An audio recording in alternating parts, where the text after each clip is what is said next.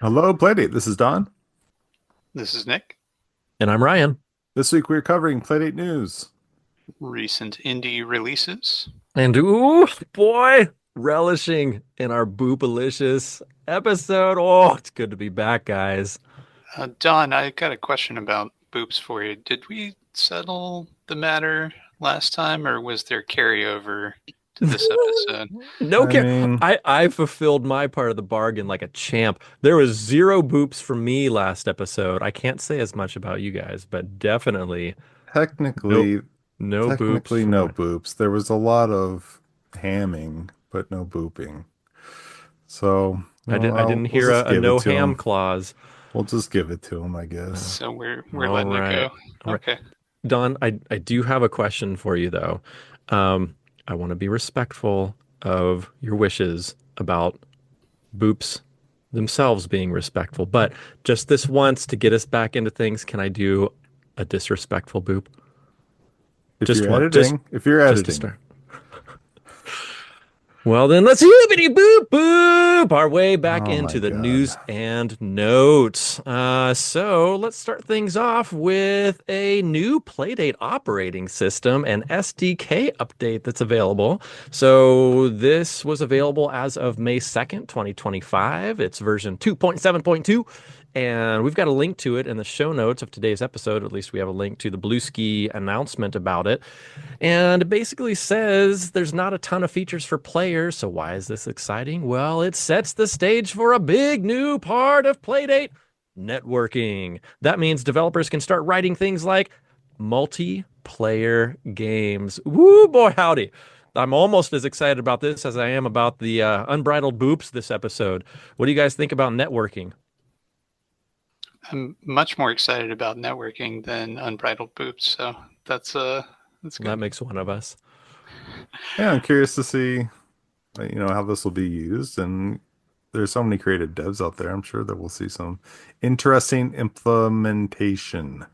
Totally, totally. And if you are thinking about implementing this network feature, you can go to play.date/dev and check out the new networking APIs, whatever that means, or download the latest SDK. So that is very exciting. Speaking of networking apps for the Playdate, guess what? Ray Jam fame, not Ray Jam. What am I doing? My mouth isn't working, except for boops. Ray released a real-time weather app using this new networking feature. You can check it Hmm. out in the show notes of the episode today. Already on it, Ray. Nicely done. Speaking of Ray being Well, on it, the Ray Jam wrapped up since we aired our last episode. And I am curious if anybody played any Ray Jam games. what's the name of the weather app? What is the name of the weather app? Oh, let's Cloudburst. Cloudburst. Thank Yeah, you. Cloudburst. I'll be sure to check that out. Did I play any Ray Jam games? I feel like Sorry, I did. didn't mean to skip over that with my silky smooth transition. But speaking of which, how's about Ray Jam games? Anybody try any of these? I did not. My thing Because is guess still what I did? crashing. My thing is still crashing. Oh, you did? Oh, really? Okay. Oh, that's a bummer, Don. Yeah, yeah, Seriously? You yeah. haven't got to the bottom of that yet? No, I haven't. It sucks. Oh, But man. someday, soon, I hope. What did you play? Ultimate Fangirl? Yes. How did you know, Don? Ultimate Fangirl from Digicarrot, one of my new favorite devs and super prolific dev. I feel like they just came out with whatever that game was that negative reinforcement, I think it was. Yes. And now Ultimate Fangirl, my goodness, Digicarrot just don't stop.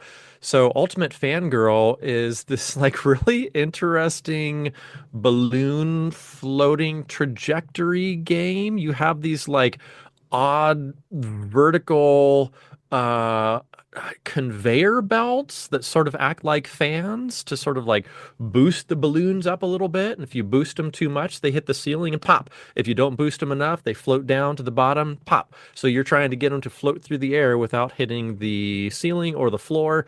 And there's all kinds of different levels. And in very much in negative reinforcement fashion, there's like a number of short levels to complete, and when you complete them, then you have access to that level and it opens up the next one. I thought it was super fun. It was in close contention for my pick of the week, coming up here next episode. Just didn't quite make it for me, but I also played Slither Rhythm. I thought, okay, Snake combined with rhythm games, that sounds pretty fantastic. Um, I think I need a little more practice on it. These symbols start moving around the perimeter of the screen, and as they do, you can achieve them by pressing, up, down, left, right, or I think it's B or A, one of the buttons. And as you do that, then your little cursor moves along with them. But the really odd portion for me as a player when I was playing this game is that, like I said, those symbols go around the perimeter of the screen. And as you kind of turn the corner, so to speak, like instead of going along the bottom, you start making your way up the right hand side, then you have to like reorient your brain because now left is actually up. Like if you turned your head to look at the screen sideways, then it's now up. So that was like an odd shift for my brain that I had a difficult time doing. Um, Anyhow, it's there. It's free to download. Give it a try and see what you think. Maybe I'm all twisted up about this. I also played Booster Catcher from One Bit Date. This is like a rocket ship game that you boost and then you try to stick the landing. There's like angle, velocity, position to keep track of, and you kind of like you're basically this like gigantic log that has boosters on the bottom, and you kind of like waggle around in the air based upon like your left and right movement and then the boosting. When I was watching the GIFs, it looked like the rotation of the log, I mean rocket, was like crank based, but there's no crank movement, no crank mechanic in here from what I could tell anyhow. But there's a top three for me, the only three that I tried. Um, Thought I'd let you know about that. But there are some other ones that I would love to play, like Advanced Lawnmower Simulator. I tried to down or sideload this one just based on the name alone, and I could not get this to load on my Playdate. I don't know if that's me or if it's the version. I had a tough time with that. Um, yeah, lots of good looking games here. Ray, thank you for hosting this jam, and jammers, thank you for jamming. This is another embarrassment of riches. I hope everybody will get over to the Ray Jam submissions page and take a look at all these uh, just labors of love, making the play date. Just, how do you even get to all these? It's amazing. I'm so impressed with all the devs who keep coming with these amazing ideas. So thank you for doing it. Do you know what the theme was? I thought it was balls, but maybe not. Maybe there wasn't a theme. Was the theme balls? I don't think so because a lot of these games don't seem to have balls, but the first couple did. So I don't know what the theme is now. Okay. Well, We may never know. But also, I, DigiCarrot, they released a game between Negative Reinforcement and Ultimate Fangirl oh, be called quiet. Really? Raid on Rabbit. Jiminy Christmas. I played that Digicarrot, one. when dost thou sleepeth? Anyhow, another one I got to try out. Very Give impressive. it a look. Okay. Enough for the DigiCarrot corner of our podcast. Let's move on to a new video tutorial about pulp, and it's titled Three Big Reasons to Create a Vertical Slice. Now, this is part of a series of several YouTube tutorials on making a pulp game by, I'm going to preemptively apologize for butchering your name, Mateusz M- Michalak. Mateusz Michalak. Anyway, they are being very generous with their time and helping others to try to get into pulp. It's nice to have another voice in there. I know for a while it was like, um, uh, no, not possibly Axolotl. Who is the guy who was doing tutorials Squid on God? YouTube? Squid God. That's right. Thank you, Nick. Thank goodness for your very sharp mind. Um, but now we've got another voice in there, and I hope more are to come. But in the meantime, Mateus has a number of videos already racked up. I've got a link to their playlist of the several videos that you can make your way through. I think it's up to, close to a dozen at this point. So if you're thinking about maybe scratching that pulp itch, that might be a good place to start. All right. Also, remember last week when I mentioned this whole Taria and Como soundtrack that was released? It was a game soundtrack for a game that had not been released yet. Well, it's because this is part of season two, so it's going to be released soonish. But in the meantime, Taria and Como released an official trailer, and I know, Don, this probably isn't newsworthy, but I got me so excited. I hope you guys will take a moment to watch this.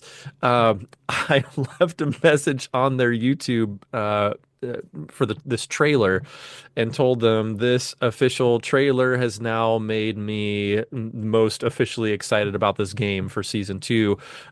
There are some incredible mechanics. It's like this little robot follows behind you and is connected to you with this little uh, rope of some sort, but then you use this rope to like target different areas that you can swing up to or swing down from, or oh gosh, it just looked so the physics looked mind-bogglingly cool. And to top it off, the protagonists are two female persons of color. I think that is just so incredibly cool. All around, this game looks incredible, and this trailer has me hype.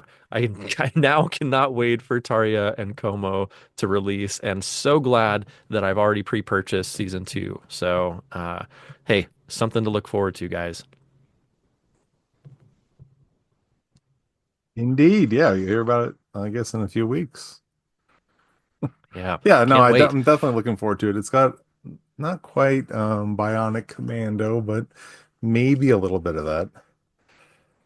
I can see that. I can see maybe a little bit of that. It felt so much more smooth Yeah, and updated whippy, to whippy. me. Yeah, Yes. Yeah. Yeah. more than Robo Arm, whippy, Yeah.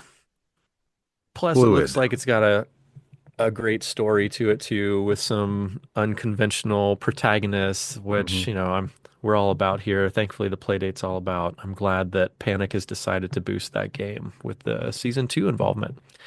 Cool.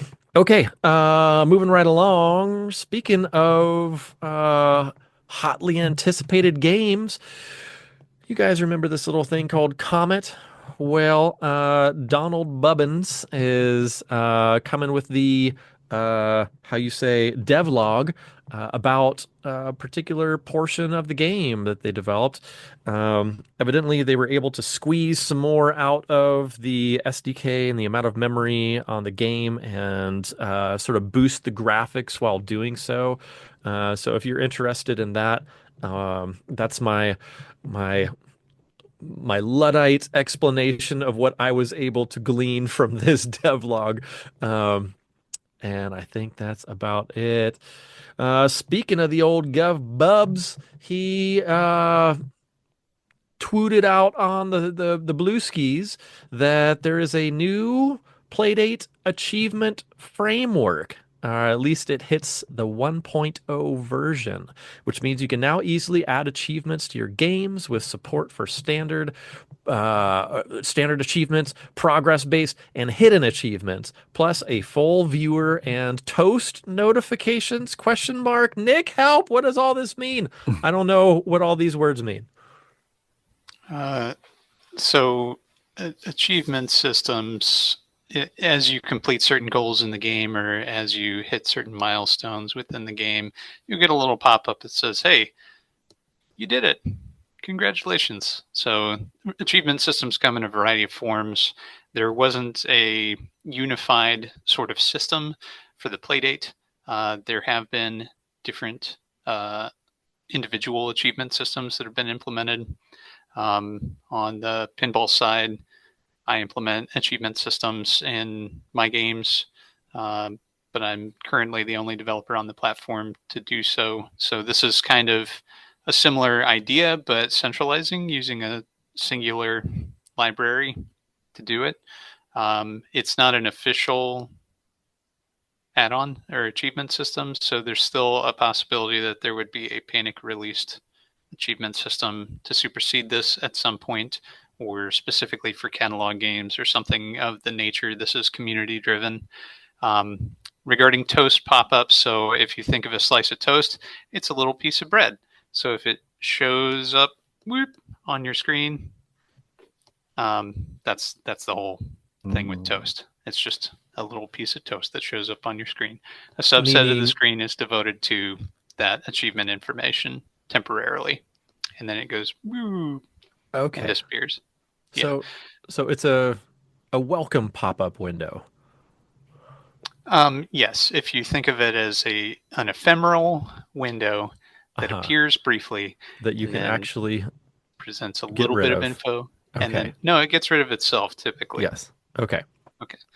Um, and there may be an associated noise or something. One of the cool things is that the achievements for each of the games which utilize this library are shown on a centralized website. So on the GitHub page, I haven't dived into the code or anything, but I did open the GitHub page and read the intro, read the README. So it showed the different games and how many achievements they had and all that good stuff. I haven't looked deeply enough to see if this library supports hidden achievements or things of that nature, but that's typically a part of it too. So there might be some that entice you to play by revealing what you need to do, and then there may be some which are hidden because they're part of overarching story or they're more challenging or things that the developer wants you to experience. So The if the Bluesky library description. supports that, Oh, I'm sorry. yeah, What were you going to say? no, go for it. I was just going to chime in with the fact that the Bluesky description does say hidden achievement, so it looks like that's Okay, available too. cool. Yeah.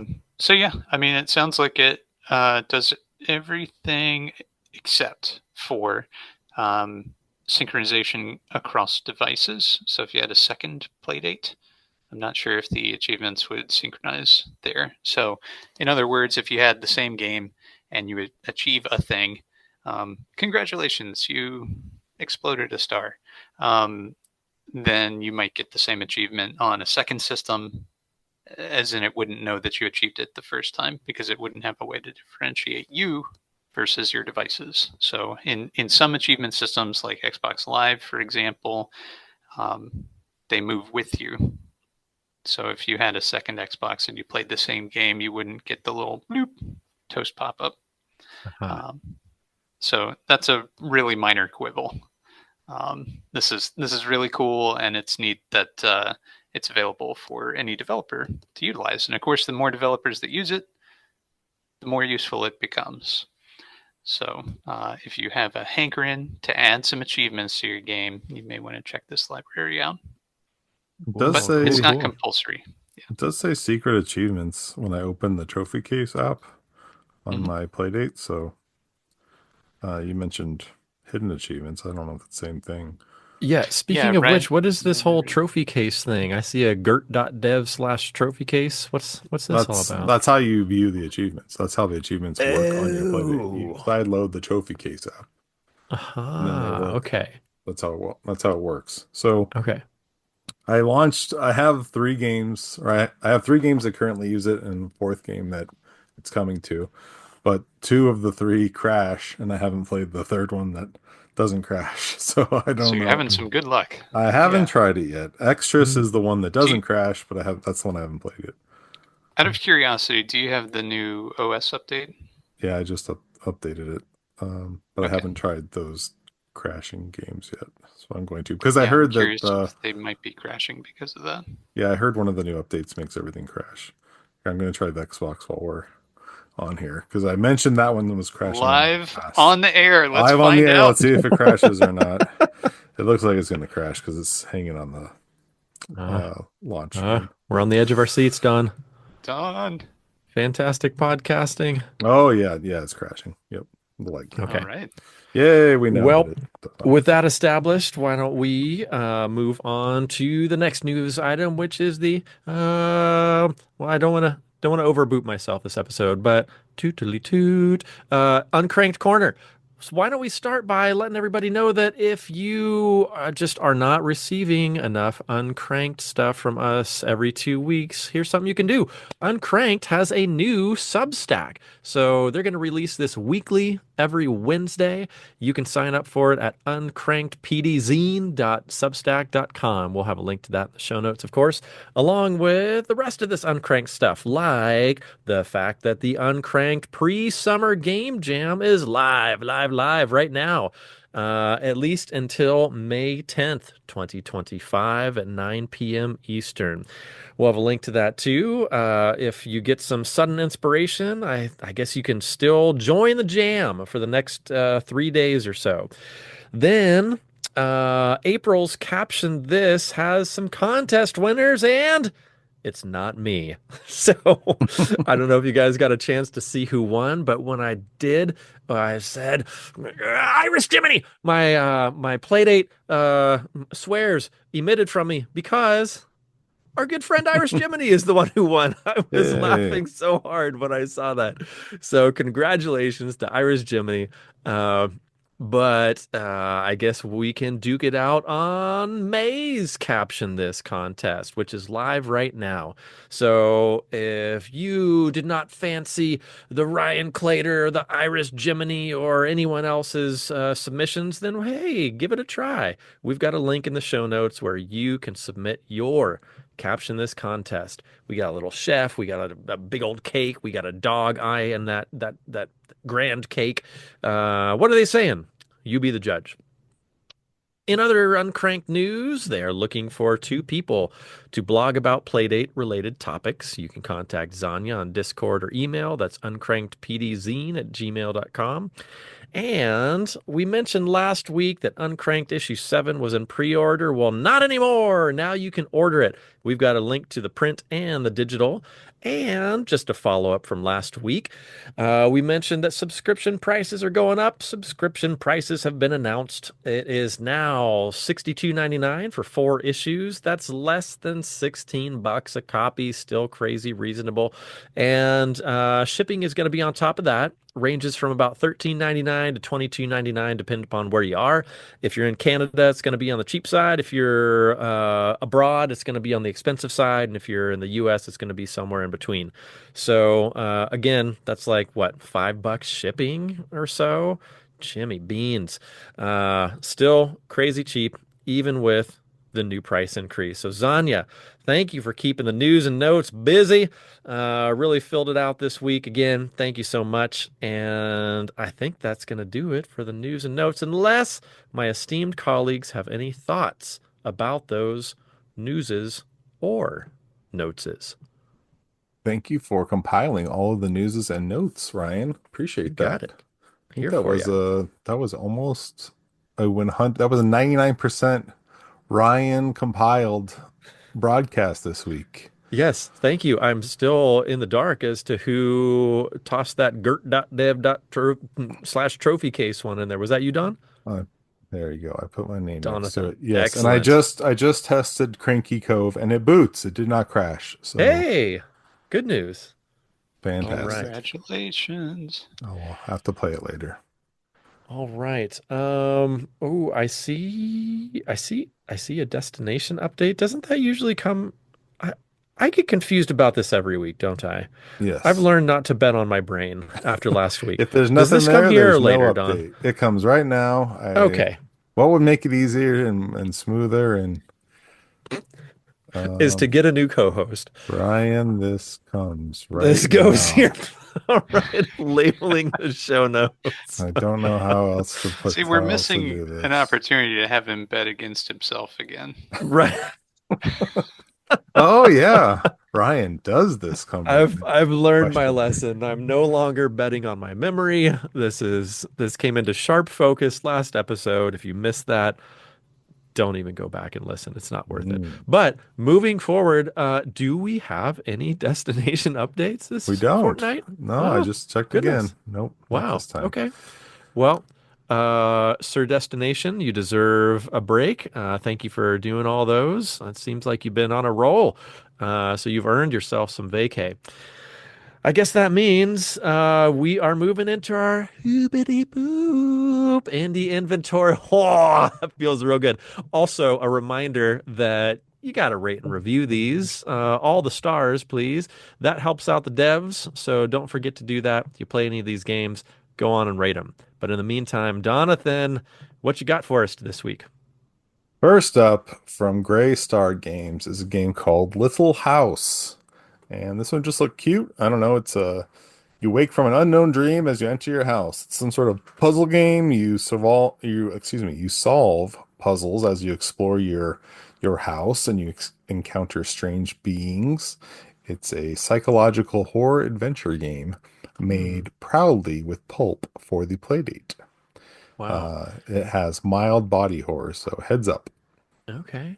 Name your own price. And man, I love seeing how different devs will use the limitations of pulp in a wildly different way. There's this like cavern descent GIF on this page that I just love the little outcrops of the rocky corridor they're making their way down. There's this wonderful like let's see, tree, I believe, that's branching out from the environment in another GIF. It just looks great. Looks great. Nothing. Way to Yeah, go, Pulp. Glad this exists. very cool. Yeah. Next up Good find, Don. is Overseer by Stoff or Stoff. This one looks bananas and is currently free. And in the What? comments, there are people pleading with them to charge money for the game. Oh my goodness. This So does look it bananas. looks a bit like Mega Man. Like the gameplay looks a bit like Mega Man, but I mean the character doesn't. The character's like a fox looking dude running I can around. see that little platformery. Sure. Yep. With some Yeah. big bosses. Yeah. Wow. What? Please, listener, go forth to our show notes or just look up Overseer on itch.io. It's worth the trip over there. Looks very impressive. Downloading immediately. Oh, Yes. there looks like there's multiple download. Oh, wallpapers. That's not what I'm looking for. Oh, a No, a manual. manual, yeah. Wow. What in the world? Yeah, lots of good stuff here. Many, many, many comments. I mean, people are going bananas. This is the Undertale of the Playdate or something. I don't know what's going on here.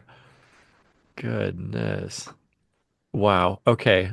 Speechlessness is not great for podcasting. Apologies, dear listener. But But it's just that as we've pretty. said, go check this out. Yes. If you like platformers, check out Overseer by Stoff in the show notes. Next up is Alex the Alligator 4 by Marvin, or excuse me, Ashlar Code. This is $2. It's looks like a cutesy platformer. Reminds me a bit of Super Mario Land or that era of Game Boy game. Hmm. So, yeah, I don't know. I mean, looks very competent and cute, Yeah, and sure does. I like Got some. collecting cherries and stuff. So I Yeah, like how you're a big coin seeker, right, Don? I am. What Yeah. was that, Nick? Uh, Oh, I really like how visible the foreground sprites are compared to the parallax background. mm-hmm. It looks like Took a the lot of words work right out of is. my mouth, Nick. I was gonna mention those multiple scrolling backgrounds. Ooh, looking real good. It's yeah, just very clear, which is something which early on I wasn't really certain if the Playdate could really present a visual uh, like that. If you recall when we were discussing like force burns and things like Oh, Yes. that. right. Yeah. And I Um, think they're making some really great design choices here too, mhm. because everything in the foreground is black and white, but the Yep. background is all grayscale, so it recedes into the background, but the contrasty stuff is up front and the stuff you're supposed to see. Great choices. Let's see, who is this Yeah. dev? Marvin. Nice work. So that's Alex the Alligator 4, but it's spelled a little different. So check out the show notes for the link. Did we mention it's $2? It's $2. Okay. If we didn't, thank you for mentioning it. Next up is Jump the Crank by Gleevy or Glevy. And this is an arcade game exclusively on the Playdate, obviously, because it's a crank-based game. Progress through multiple levels with 10 characters, each giving a unique twist on jumping rope. So it's got a bunch of different modes. Endless replayability. It says to compete with your friends for high scores. So yeah, it's a jump roping game, but the graphics are kind of cool, kind of different, and very thin line style. I don't know. It looks interesting. I kind of want to. I have not played this, but download. Haven't played. Well, guess It's who name your own downloaded and price. played? Oh, was it I'm getting Nick? all the extra credit this week. Oh, So I played this game and I super enjoyed it. I love the fact that each of these levels are unlockable. Like you have to do a certain number of jumps in order to achieve and like purchase the next phase. There's these like the next phase costs a certain amount, and so you put your earnings, your jump earnings toward opening up the next phase. I thought that was really great. But there's some really clever um, level design here. You're not just jumping rope. Like if you look at that second one down with the octopus, that's hmm. the gamer level. And over on the left-hand side, there's like a little Game Boy or a Playdate screen with a very rudimentary little breakout thing happening.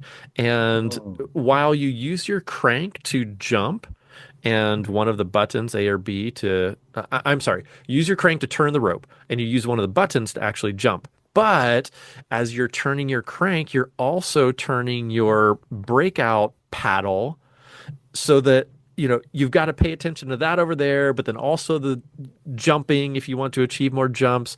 I thought it was a really fantastic, moderate to higher level design. It doesn't start you out with that level of complexity, but a great one there. There's also Nick. There's some rhythm game type elements within here too. You can see on that third gift down, and then on the fourth gift down, there is a mechanic that uses the accelerometer in the Playdate. So you're like tipping the ball toward one of those little holes. I'm looking four gifts down. Tip the ball toward the hole and allow it to roll through. But which sounds simple, but that screen is constantly rising. So if you don't get it in that hole soon enough, it's going to go up to the top and then your game ends. Or if you get it down too soon and you hit those bottom spikes, then you're out of it too. So you really have to be very aware of where that ball is as you're jumping rope in that level. There's just a lot of really inventive level designs in here, and I found myself playing this way longer than I thought I would. So if you look at these graphics and you think it's mildly rudimentary graphics, I would say give it a spin. The gameplay is super duper fun and hard to go wrong for name your own price. Thank you Very for the cool. review. Yeah, Yeah. Yeah. Nick, did you play NES Remix? Yes. That kind of gives me the way he was describing it. Kind of reminds me of that. Like you're doing Yeah. something, you're doing two things at once with a Co- lot of those little combining games. unlike things and Yeah. coming up with something new. I super like that sort of twist on the familiar, so Hmm. I'll definitely be checking this out. Yeah, you should. Thanks, Ryan. Highly recommended. Cool. Thanks, Don. Very cool. And then last up on the itch side is Garten of Playdate by Team Realm. And this one is let's see, it's owned by the Fork brothers, but it's a mix of Garden of Bonbon and Egghead Gumpty. I'm not familiar with those, but I don't know. This one got shared on social media, so I figured it was worth mentioning. Not Yeah, super familiar with this, but there you go. I tried this one out too. I did not get very far, but it did seem like a fun, pulpy adventure to me. I personally was just not in the headspace and mind space for a nice sit down adventure, which this seemed like it was. So I didn't get too far into it. The reason I'm doing all this extra credit this week is because I had a game to pick. So Oh, I played a number of these. If all this seems out of character, but this did seem like a cool pulp adventure. cool. I like a nice, I like a nice tight little adventure now and then. Yeah. So cool.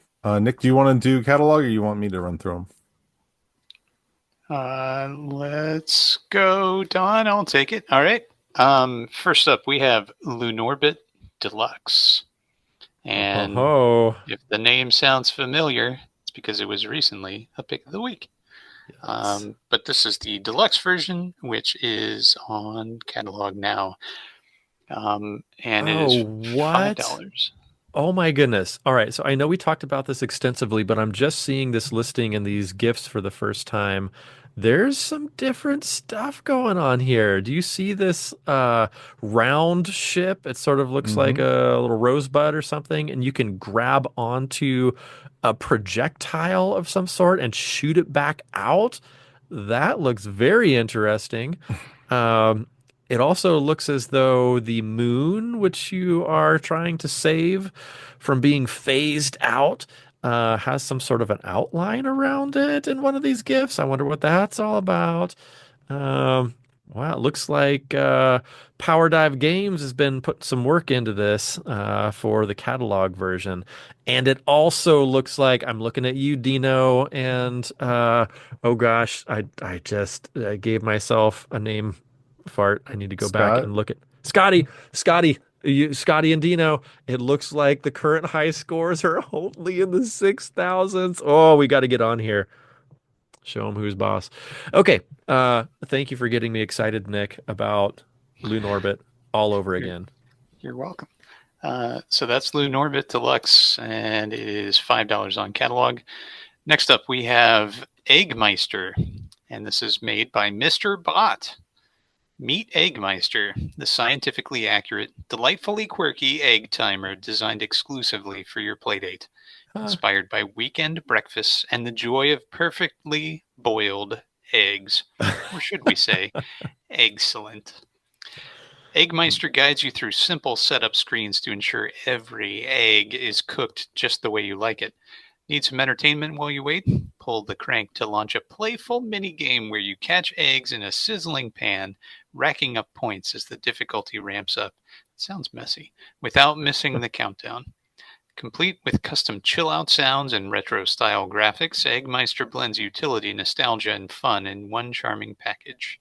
And for the true egg spurts, you can fine-tune your egg experience by adjusting egg mass, temperature, and altitude settings.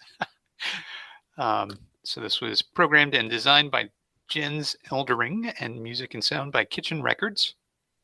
And it is $4 on catalog.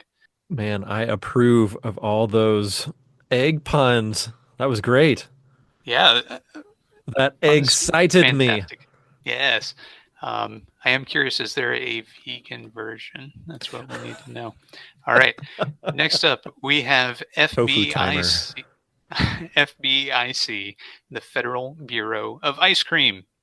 Ryan, this game is for you, about you. Oh, so tempting. So it was made by Tim Preskinis, and it's $4 on catalog. In the Federal Bureau of Ice Cream, you play as an agent delivering ice cream. Your goal is to drop ice cream into the cones of individuals located around the world. Director Derry, leader of the FBIC, will give you your mission. And should you choose to accept it, it's up to you to bring the ice cream goodness. Hold the playdate sideways and use the Hmm. crank to move the ice cream cone, catching the ice cream scoops as they fall. If you miss 3 ice cream scoops in a row or hit a cherry, mission's over. Simple enough, but each mission features special flavors that alter the current stage. Each mission has a twist that makes the gameplay unique. When the mission begins, a mission brief will inform the agent of what the gameplay twist is.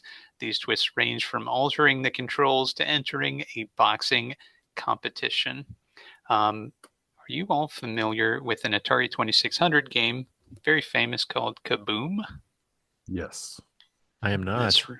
Regale reminds me. me of Kaboom! You are catching bombs, which are being thrown from the top of the screen, and if you miss one, you explode. But this reminds me of Kaboom in some very good ways. I really like Kaboom. So I will be excited to try this. Okay, so it was written, arted, and coded and sounded by Tim Preskinis, and moral support was provided by Bean the dog, and extra moral support by Blue Cheese the cat. All right, so if you're interested in Federal Bureau of Ice Cream, it's $4 on catalog. Next And up, much like yes, Kaboom, but with the added yes, benefit of not blowing up if you miss something. correct. Um, okay, next up, we got Home Run Spinoff Forever, my Mubarak Al Kuhaisi. And apologies if I mispronounced your name. Okay, so swing the bat using the Playdate's unique crank controls. The Playdate's held sideways so the crank mimics a baseball bat. In this meta-narrative baseball game, your character falls in love with a game and is waiting for its sequel, but they may wait the rest of their life. You can collect money and buy cartridges to try different spin-offs of the main game. Ooh, I like this. 1. Collect money by playing. 2. Buy sequels from the vending machine. 3. Follow the story as the protagonist waits for the perfect sequel. Mubarak S. Alkuezi, music by Ovani Sounds, and this is $5 on catalog. So I wonder what Super Nintendo game Mubarak was anticipating that did not come out because there's a brief graphic in one of the GIFs that shows a cartridge being inserted into a Super Nintendo. I love the reference to physical media and mentioning that you can get different cartridges in this one game. That's really cool. Yeah, looks fun. A little pitch and batty. What do you think, Nick? Yeah, I'm very interested in this. Don, did you ever play Retro Game Challenge? Oh yeah, yeah, I love that Oh game. yeah, we've got some shades of that here. We've Mm-hmm. got as Ryan said, some pitch and bat influence. This is all good notes. Rusty's Real Deal Baseball too. And Rusty's Real Deal Baseball, of course. Do you know Man, they made Um, a retro game challenge for Switch? no. It was released Uh, in Japan, but I think it has English translation. I've been meaning to import it. hmm, that's very exciting. We'll talk afterwards. Okay. Um, next keep it up, on topic, Don. yeah, this is last in our catalog list for this time. We have Castle Kelmore, and this was made by Dale Thomas. It's $12 on catalog. Traverse through the bloody courtyard, gloomy halls, dank dungeons, and hellish realms of Castle Kelmore, fighting waves of demonic monsters in order to save the world from unimaginable horrors. There is a typo, Dale Thomas, on this page. All right, features silky smooth, fully immersive, texture mapped first person action. 16 heart pounding levels spread across 4 distinct creepy environments, 4 weapon types to take out the many varied hellish enemies, and a useful exploration revealed map. And this was made by Dale Thomas. So this is $12 on catalog. Wow, wow, wow. Okay, you were reading that description, and as you were reading it, it perfectly described that animated GIF. Such silky animation. Oh my gosh, these enemies just are delicious. I love these graphics. The whole thing looks incredible. Wow. I'm It's I'm wowed. very, very original Doom inspired, it Yes, appears. very much. Uh-huh. You remember Scrubbing Bubbles? Look at the GIF. That Yes. one, that one enemy looks like a Scrubbing Bubble. But much more sinister. Oh, nice one, Don. Yeah, Okay. this was sick. So we just mentioned a bunch of catalog games that came out today, And I think it's time for me to run through every single on sale game. Well, maybe not. Looks like, There's a maybe. bunch. We got Cranky Cove, Binary Dungeon, Robot Rally, Crank Venture Capitalist, Save Your Chicks, Crank Casino, Magic Castle, Escape the Arcade, Steamed Roller, and Carve Jr. I'll spare Don the specifics. Think I've already overstayed my welcome, but those are the 10-ish games that are on sale right now. Very good. Pick them up. Pick all of them up right now on catalog. All right. Well, well, well, my friends, I think that brings us to our boop boop boop boop pick of the week. And this time it's from Don. Don picked a game and he's going to tell us all about it right now. That's me.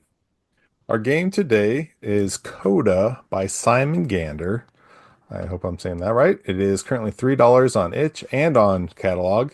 And this is a pulp-made adventure puzzle game created exclusively for the Playdate. You play the role of an astronaut stranded on a strange planet. It is up to you to uncover the mysteries of your surroundings in order to escape. It's a short, atmospheric experience, and it pushes the limits of the pulp engine. So, yeah, it's like I was in the mood for a quick little adventure along the lines of Life's Too Short and Island and that sort of thing. And this is not exactly that. It's sort of that, but what I missed in the game features is tests of dexterity. It does have secrets to discover. It does have really cool environment and a cool little narrative that isn't real heavy on text or anything like that. It does have a little mystery. But man, I'm old and I was not I did not expect all of the trials of dexterity. But before I Huh. get into my feelings, I would like to hear from you gentlemen. What did you think of Coda? Nick, you and I talked a little bit behind the scenes. Why don't you start us off? Yeah, we talked behind Ryan's back about him specifically. I'm Um, used to it. As usual.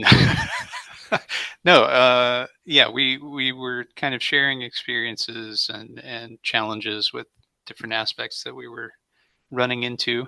Um, I really enjoyed this game. I love a good narrative, puzzly adventure game. Um, that's that's right in my comfort zone. So I was very excited to play this, and it was just the right bite size length for me at this particular moment in my life. So very much appreciated that as well. Um, there were some really standout things, I thought. I appreciated a lot of the artwork. It was very clear, I thought. There was one particular screen where I had a moment of confusion about a particular thing, and then that cleared quickly. And I was like, oh, okay, that's what I'm looking at. But other than that, everything was nice and distinct and very clear and obvious what you needed to do. This was made in pulp, I believe, Hmm. and it does some really unique things with that engine or extensions to it that, I, as I say, they're unique. I haven't really seen much of anything like that. There's a couple of games that we've played as pick of the weeks where they really push pulp in a lot of interesting directions, and I think this is one of those. Um, it has some vibes which are kind of similar to Hana, which we did recently as a pick of the week, um, and I enjoyed that game very much as well. So it kind of made me nostalgic for Hana, even though we played it not too long ago. Um, the other thing which I really thought was stand out was the music. I thought a lot of thought was put into music and sound effects in this game, and it really showed for me um, in the way that interactions and also narrative sequences were scored. I thought just fantastic, nice and immersive. Um, As far as challenges, I did have some, but Ryan, what did you think? Well, lots of great descriptors from both of you. I will echo the thoughts on artwork. I know that typically Nick is the artwork clarity host among us, and I feel like typically that means that, and I feel like that typically means that the artwork is very contrasty, very black and very white, and not a ton of detail, but I think there was a ton of detail in here. Lots of textures, still very legible, but a lot of environmental detail here for a pulp game. I was quite impressed.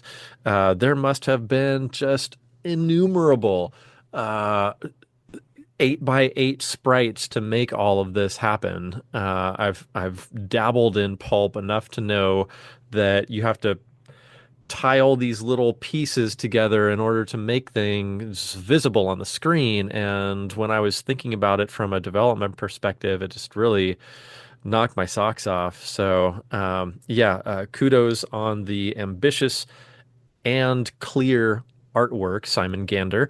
Um, I Did you also did you have to stop playing and put your socks back on? I just kind of let them flop around in the breeze from that point onward. My toes kind of, enjoyed the breeze whilst flopping. Anyway, back to the game. Yeah, I enjoyed all the puzzles. I did not find any of them, as my good friend Nick likes to say, inscrutable. I thought they were all very achievable. I did not have um, I did not have frustrating difficulty with any of them. They were of mild challenge, and I felt good when I completed them. I'm really interested to hear Don's thoughts about the excessive tests of dexterity.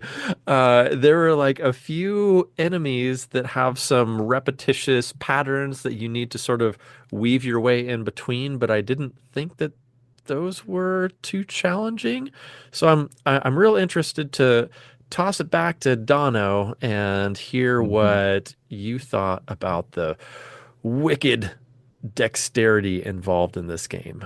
I had a really hard time finding the rhythm of some of the monsters. You can see, like, I don't know if you're on the catalog page or whatever, but that second GIF where the little Yeah. monsters go back and forth, I just had a hard time finding the rhythm. And it seems Hmm. like, so I'll be transparent. I had a couple resets with this game, so I played through most of it 3 times.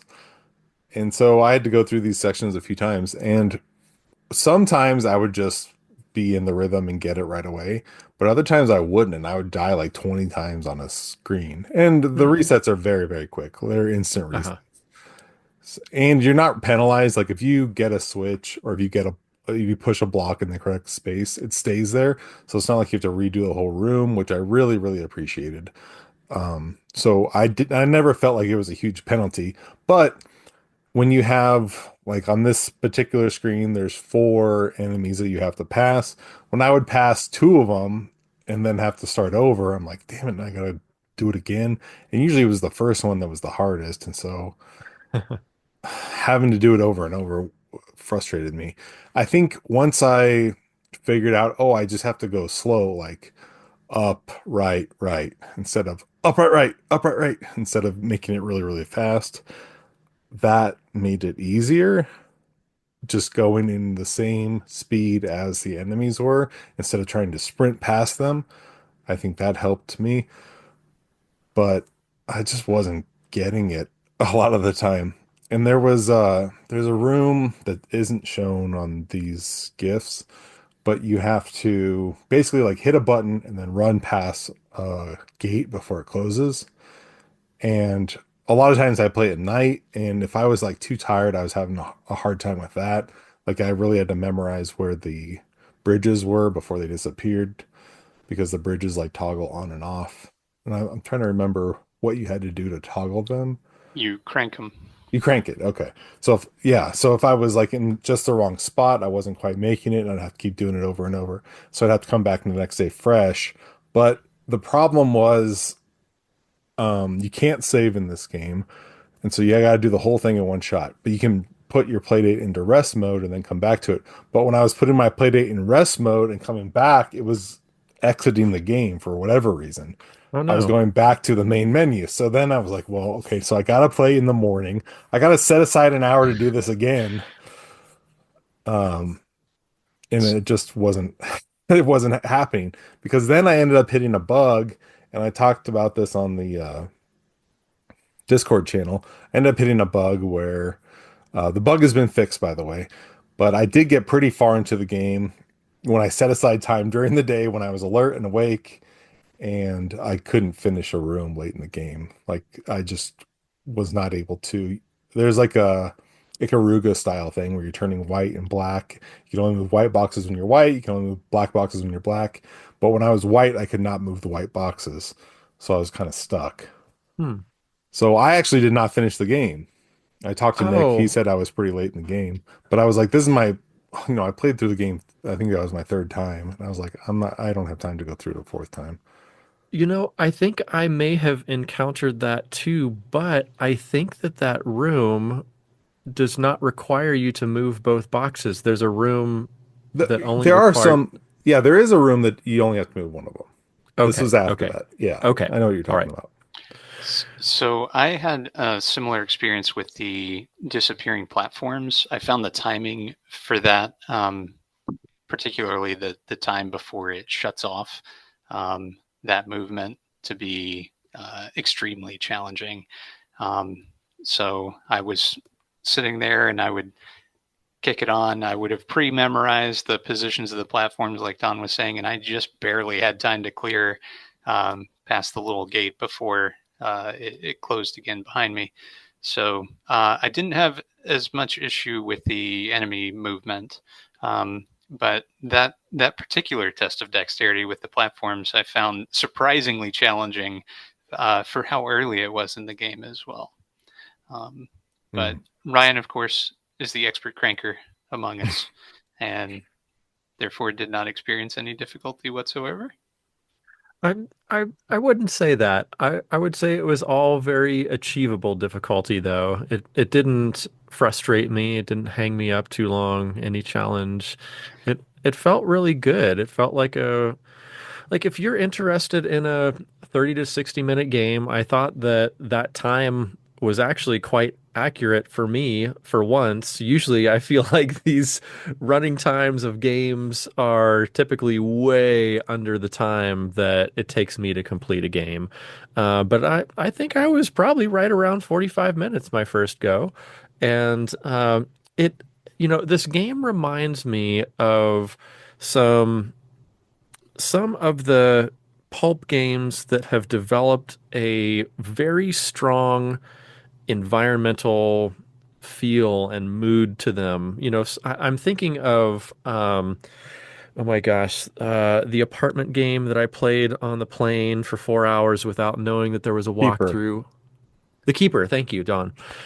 So I'm thinking of the Keeper that has this really strong sense of place and mood, and I felt that sort of vibe here. That there's this interesting, weird alien type world you're making your way through. And like Nick was talking about, the music really brought that out as well. Yeah, I just really love the vibe of this. But if you found yourself playing Keeper and saying, "Ah, this is too much. I don't have the time to sit down." Also, like Nick said, this is bite size enough where you can accomplish it. And Don mentioned that you can't save in this game, but it gives you like lots of warnings before you even start the game. The moment you launch it, it's like, hey, look out. There's no save states. You got to go all the way through it. You can power off and power on, but don't go back out to the main menu or you're going to lose your progress. So it was very forthcoming about it, which is more than I can say for some games that have that same aspect but do not warn you about it. So I thought that was really nice too. Hmm. Yeah, the art and the atmosphere I loved. It reminded me of Dead Space a little bit. It reminded me of um I just sorry, I just spaced it. But yeah, yeah. it felt good. Like I enjoyed my time in there. And Nick spoke to the legibility earlier, and I did appreciate that. Like it felt very detailed. And sometimes you'll enter a room and you're like, oh, there's so much stuff here. Like I don't know what to interact with. But the stuff that you head straight for is the stuff you're supposed to interact with. Like Mm, it's not like a trick or anything. And that speaks to the quality of the level design. Yes, high praise for game design 100%. there. Yeah. Yeah. And something Ryan was talking about, I didn't feel frustrated by the puzzles. They didn't feel unfair or anything. The dexterity stuff, it didn't feel unfair. And sometimes I do get frustrated with stuff like that where I'm like, this is just hard for the sake of being hard. And I wouldn't say this is in that camp. Like No. the stuff where you have to be fast is doable. And I was able Yeah. to do it. And my reflexes are much slower than Ryan's. And I was still able to do it in a couple tries. It's not like I was beating my head against anything. Yeah. Um, Absolutely achievable.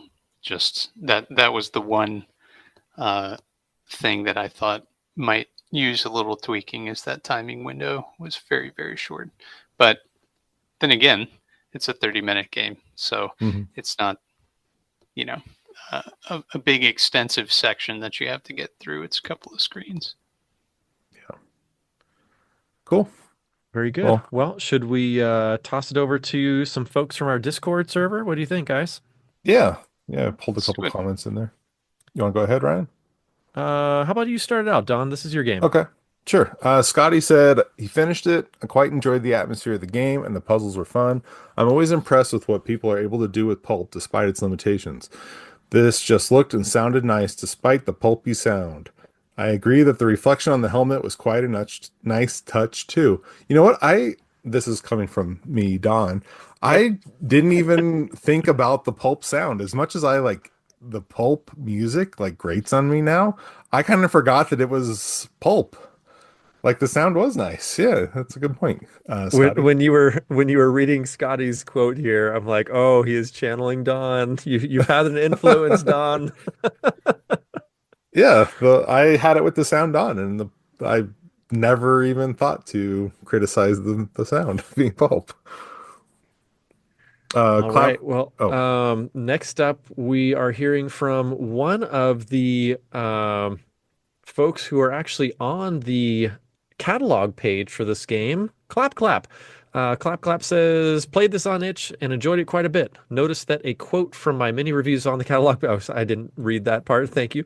Happy to help gain interest for this cool game. Nice work, Simon Gander. very cool. Nick, you want to do the last one? Absolutely. All right. We have Johnny Darko, Dark and Stormy. Really enjoyed this game, though I will admit some of the puzzles I just fumbled my way around without a lot of solvable knowledge. I don't know if I missed some cues or that is the way they were designed, but the atmosphere, animations, environments, and overall enjoyment made this a masterclass representation of pulp craft. Really glad to see more pulp devs. Also, would like to pick up this OST. So, to that point, the one puzzle that I found myself kind of guessing at the solution was the very first one. Hmm. Right when the game starts, you walk up a walkway and you have to choose three symbols. Two, well, one and a half are sort of specified in the walk up. All of And them are specified in the walk-up.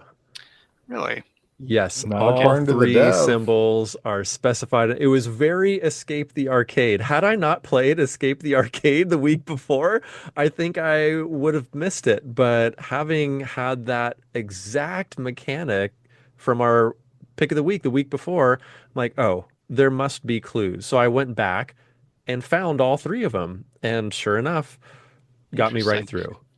So, Don, do you have that quote from the dev? I was just looking. Yeah, the dev said that one of them is not specified. Bwarp, bwarp. Anyway, So is that in the itch version of this game? Or do you oh, think they good question. updated it for the catalog version of the So, game? I played the Womp catalog womp. version. Which one did you play? I played catalog. Oh, I played Okay. Itch. Huh. All right. Okay, So so I am oh, curious. Yeah. Ryan, next time we get together, let's load this up. We You prove will to me. do everything we can to prove one another wrong. That's what we So should do when we Exactly. get together. okay, so Yes. Scotty said the middle one, I think you have to guess. And Simon said that's correct. Man, I swear all three of them were Hmm. in that walk up. So the middle Hmm. one, yeah, the two outside ones you can see. I mean, they're pretty clear. And the second one, I just turned the crank Hmm. until it opened. Clicked. Well, Yep. I'm not betting on my memory again. That much I know. The second and third playthroughs, I remembered the three symbols, so I just stuck them in right away. You can speed run Oh, in that cool. game pretty quick once you know it. Yeah. Um, but that's interesting. I am curious. I'm always curious if there's a puzzle that I don't quite grasp initially, if it becomes more clear on a second playthrough. So I did fire the game back up after the initial playthrough and played it again, and I was able to locate a couple of symbols or symbol-ish things. So Mhm. that that that was clear when I was actually looking. Cool. Man, I'm gonna have to go back too because I really feel some feelings, and There we Ryan and I can't go. leave this I alone. need to see Yeah. how wrong I am. All Join us on right. our no boop episode next week. I'm not betting again. No, I don't bet against boops anymore. Speaking of next episode, Ryan. Oh man, I am as excited as I was in playing this game. I am super excited to share this next game with you. This is a new one. It's called Inventress. This is a name your own price game from Cryptoid.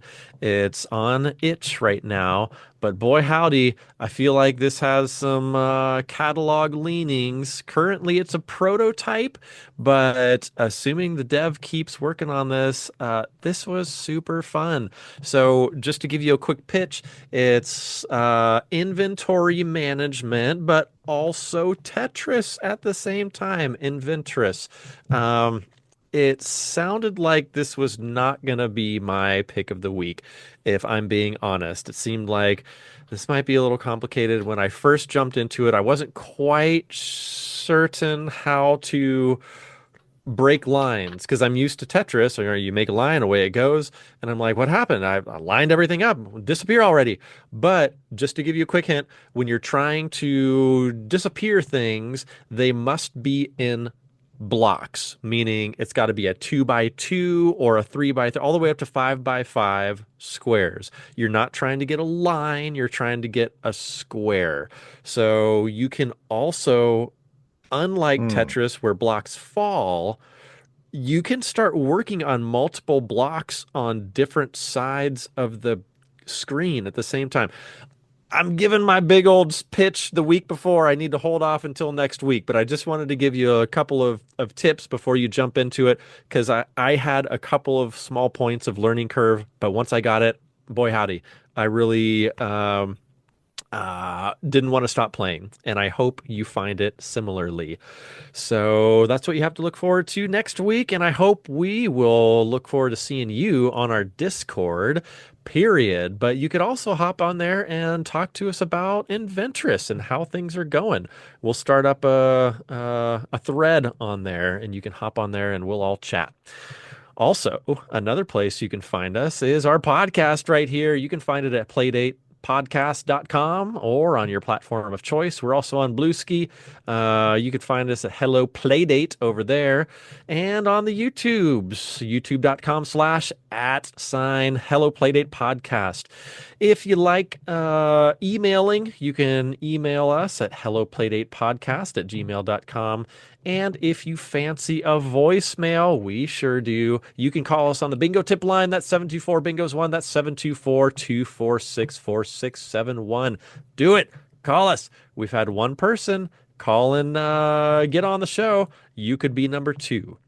I think that's it, guys. Thank you for cleaning up these show notes. Once again, I do remember that happened a week before, Don. So I still appreciate it this week. No problem, Ryan. All right. Thank you so much for listening. We'll catch you soon.